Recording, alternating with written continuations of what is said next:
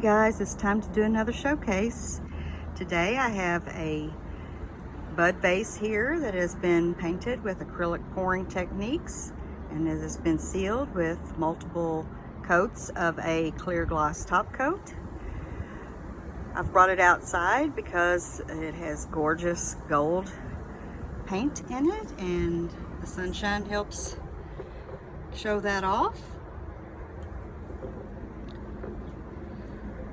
I will pick it up and move it here so that you can get really close so you can see that gorgeous gold.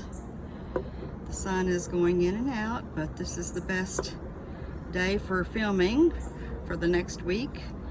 Calling for a chance of rain every day, so wanted to get out here and get this done. I will be listing this item in my Etsy shop. It should be listed later today, so be sure to go over there and check it out.